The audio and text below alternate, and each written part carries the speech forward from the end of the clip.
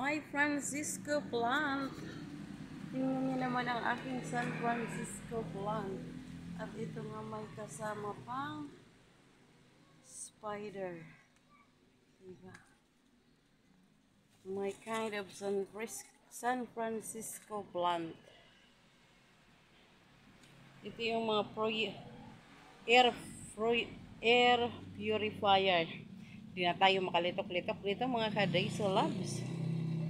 Ito yung mga tanim kong mga air purifier.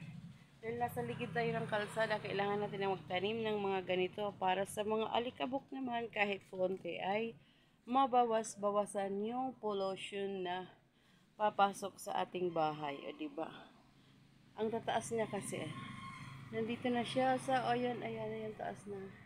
Papunta na sa aking puno ng mangga at saka puno ng rambutan. Yung aking rambutan ay namumunga na rin yan. Pakunti-kunti. Ayan. Hitik ng punong kahoy ang aking bahay. Thank you for watching dyan mga ka-Daiso Love.